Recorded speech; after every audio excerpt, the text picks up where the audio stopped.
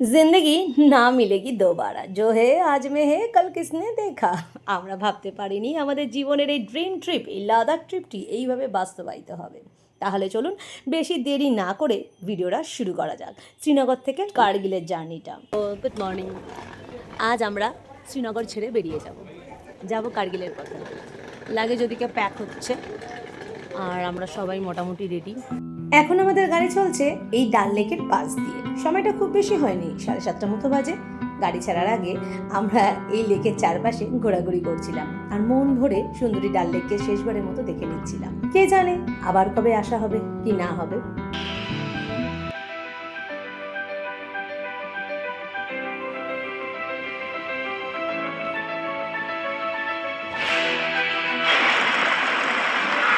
বেশ কিছুটা দূর গিয়ে গাড়ি এক জায়গায় দাঁড়ালো ব্রেকফাস্ট করানোর জন্য।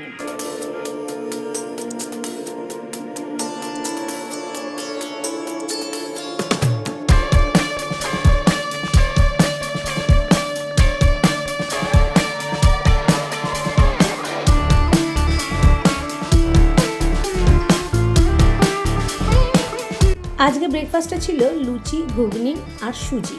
সবকিছু ওরা বানিয়ে গাড়ি ছাড়ার আগে গাড়িতে তুলে নিয়েছিল। কিন্তু সত্যি কথা বলবো, খাওয়ার সময় খাবারটা তো খেয়ে ফেলেছি, কিন্তু ভিডিওটা সময় মতো করতে ভুলে গেছি। এখন চা খাচ্ছি। पाकिस्तान तो इसमें हम अगर तैरते हुए जाए तो पाकिस्तान पहुंच जाएंगे। সময়ের কেমন পরিবর্তন হয়েছে দেখুন। আগে যখন ঘুরতে যেতাম তখন ক্যামেরাম্যানরা ঘোরাঘুরি করতো ফটো তোলার জন্য, আর এখন সবাই ফোন নিয়ে ঘোরাঘুরি করে রিল বানিয়ে দেওয়ার জন্য। ব্রেকফাস্ট সেরে এখানে কিছুটা সময় কাটিয়ে আবার আমরা গাড়িতে উঠে পড়লাম।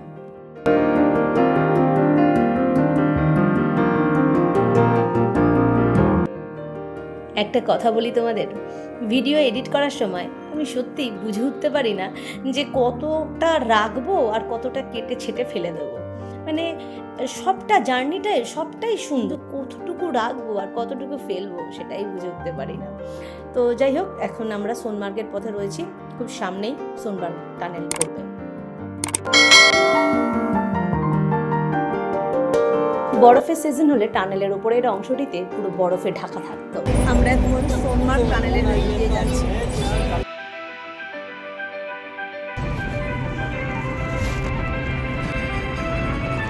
টানেলটা প্রায় 6.5 কিলোমিটার লম্বা আছে।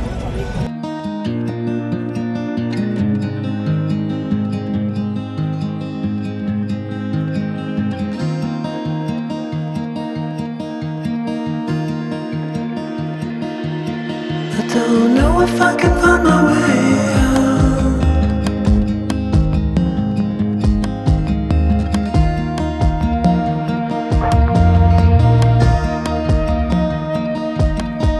I'm stuck in a prison of doubt. In this toy shop.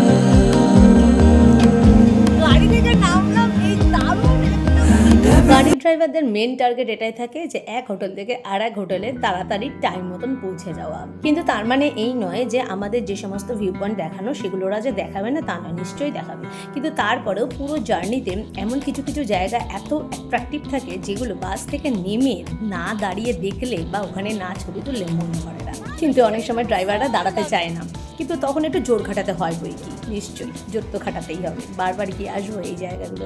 অপূর্ব, অসাধারণ, মানে আর কি বিশেষণ ইউজ করবো আমার মাথায় আসছে না। সত্যি দারুণ, এক কথায় দারুণ।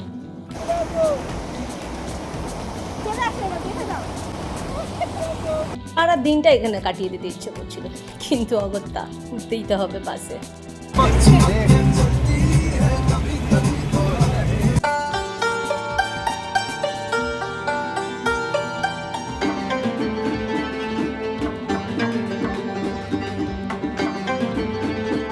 আচ্ছা, একটা সত্যি কথা বলো তো, এই সৌন্দর্য কি ভাষায় প্রকাশ করা যায়? বিশেষত আমার মতন এরকম সাধারণ মানুষ কি করে ভাষায় প্রকাশ করি?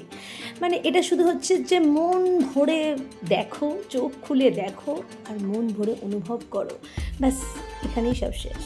ভাষায় প্রকাশ করে এই সৌন্দর্য বর্ণনা করার মতন ক্ষমতা সত্যিই আমার নেই।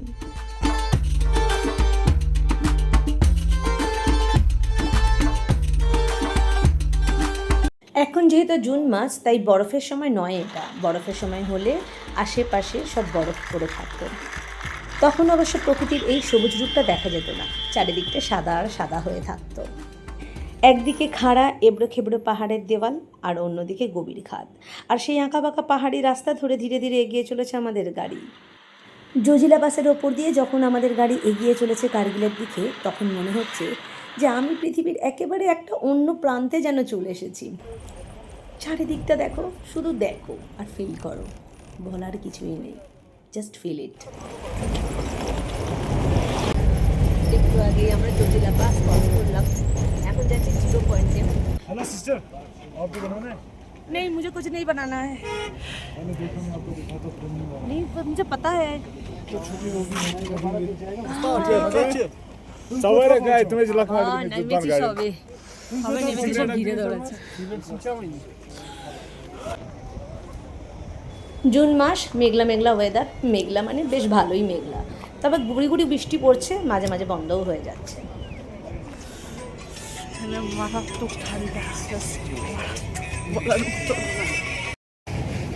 এখানে প্রচন্ড ঠান্ডা লাগছে। জজিলা পাস 0 পয়েন্টে এসে গেছি। হ্যাঁ, মেঘলা আছে, হাওয়াটাও চলছে ভীষণ। পাহাড়ের গায়ে গায়ে যে বরফগুলো দেখা যাচ্ছে, দেখেই বোঝা যাচ্ছে বরফগুলো অনেক দিন আগে পড়েছে, পুরনো বরফ, একদম কালো কালো, মানে নোংরা বরফটা। আর ওই যে ছোট ছোট গুড়ি গুড়ি গুড়ি গুড়ি দেখা যাচ্ছে কালো কালো, মানুষগুলোকে পুরো পুতুলের মতো লাগছে দেখো। আর দূরে ওই বরফগুলা জল পড়ছে ঝর্ণার আকারে। ইস, ওখানে যেতে পারিনি জানো, ভীষণ আফসোস হলো। ঠান্ডা হাওয়া,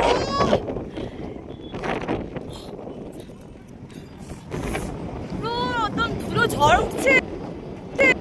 দেখো কেমন ঝোড়ো হাওয়া, ধুলো উঠছে, দেখতে পাচ্ছ? আওয়াজে নিশ্চয়ই বুঝতে পারছো হাওয়ার কি রূপ দাপট ছিল।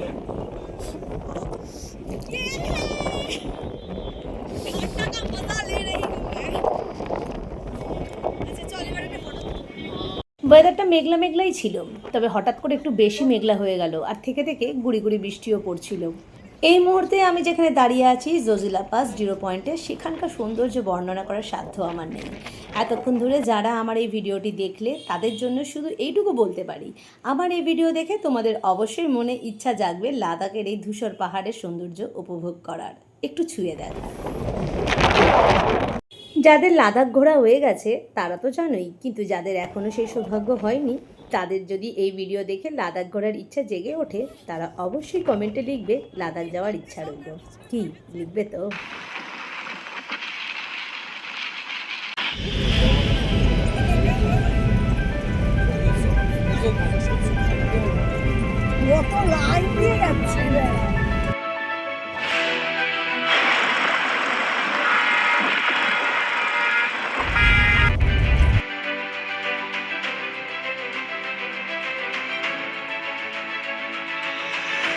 To Tiarja and Beer's latest single, Johnny on Spot.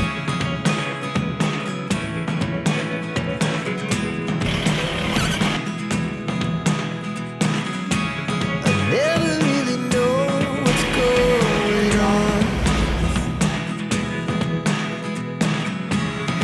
Look at me sometimes like all you want to do is run. Hear me out, hear me out. It's all the রাস্তায় মোটামুটি ভালোই বৃষ্টি নেমে গেছে, হাওয়া চললে মানে মারাত্মক ঠান্ডা লাগছে, হাওয়াটা না চললে কম কম ঠান্ডা লাগবে। আমাদের আর আধা ঘন্টা মতো সময় লাগবে, তারপর দ্রাসে পৌঁছে যাব। ওখানে গিয়ে লাঞ্চ করব। ঘুমিয়ে পড়েছে।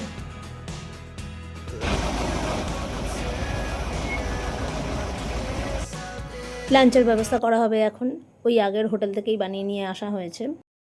এখন এখানে কোনো একটা হোটেলে বসে খাবারটাকে করা হবে, সার্ভ করবে ওরা, সেখানে খাবো।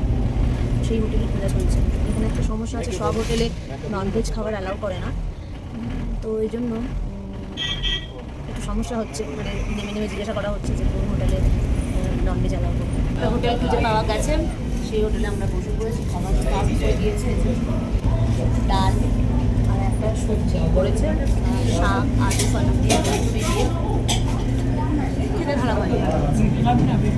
আজকে বোধহয় মাছ করেছে, তারাও দেখাবো মাছ দেবো আর কি কি দেবে। আমাকে একটু দিয়ে দিন।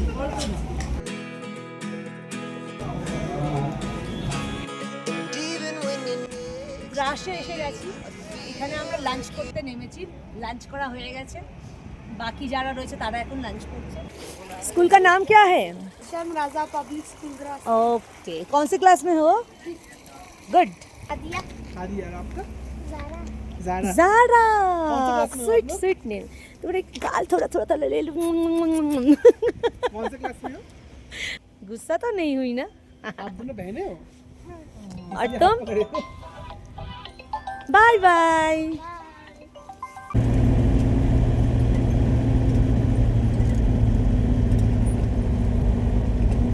আমরা এখন এসে গেছি কার্গিল ওয়ার মেমোরিয়ালে। এখানে ছবি তুলবো, হ্যাঁ ছবি তুলবো, ভিডিও করব, সবই করব। চলো রাস্তাটা পার করি আগে।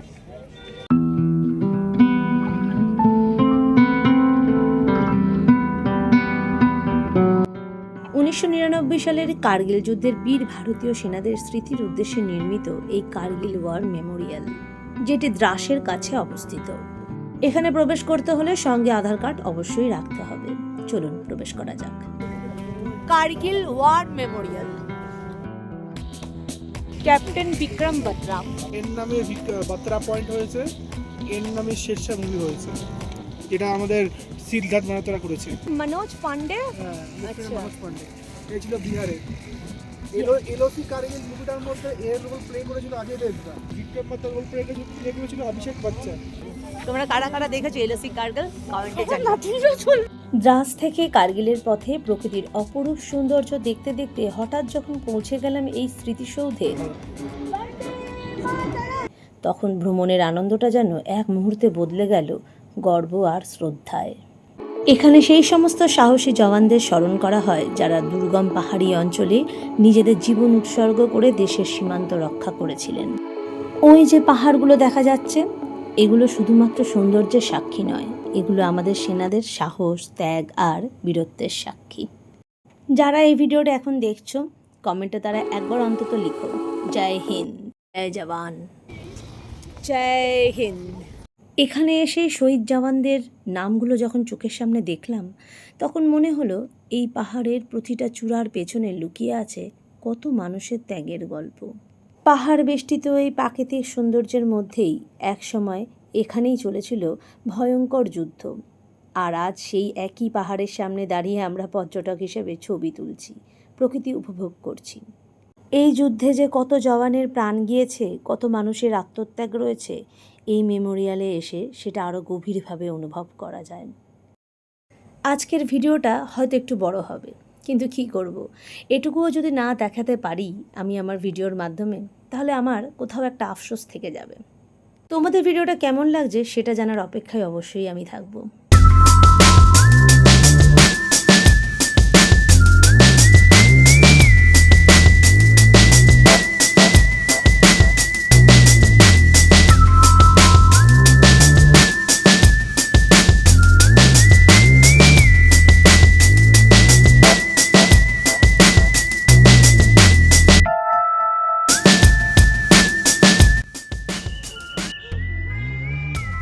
ঠান্ডার মধ্যে রোদ তো আরো ভালো লাগছে।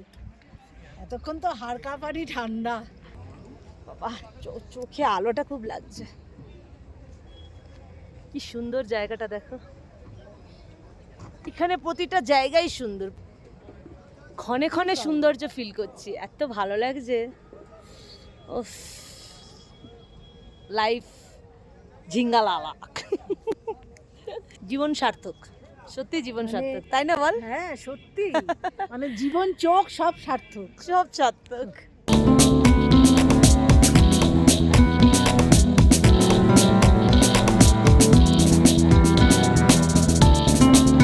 এখনো আমাদের গন্তব্যে পৌঁছাতে আরো 15 কিলোমিটার যেতে হবে।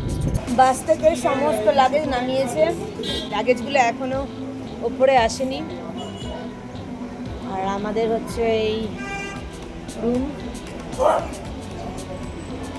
201, 202, 203 পরপর একই রকম একটা রুম টুর তোমাদের দিয়ে দিচ্ছি। এই যে এদিকে টিভি, যেটা কখনোই কাজে লাগে না, ঘুরতে এসে একদমই টিভি কাজে লাগে না। কি হলো, ফ্যানে কি সমস্যা হলো, বন্ধ হচ্ছে না? চার্জিং পয়েন্ট আর ফ্যান একসাথে। এই ঘরগুলো একটু তুলনামূলক ছোট, বাট ঠিক আছে। তোমার ড্রেসিং টেবিল ওদিকে ওদিকে একটা কভার দেখা যাচ্ছে, আবার ওইদিকে জানলাটা রয়েছে, দুটো চেয়ার, টেবিল। কালকে সকালে আবার এখান থেকে আমরা বেরিয়ে যাব। চার্জিং পয়েন্টগুলোই মেনলি দরকার হয়, কারণ সারাদিন ক্যামেরা, ফোন এগুলো ইউজ করতে করতে সব চার্জ শেষ হয়ে যায়, এসেই আগে চার্জে দিতে হয়। চার্জিং পয়েন্ট আর কারেন্ট থাকা, সেই আওয়াজ হচ্ছে, চার্জিং পয়েন্ট আর কারেন্ট থাকা এটাই বেশি জরুরি। চার্জে দে, সব চার্জে দে আগে, ফাটাফাট করে চার্জে দে।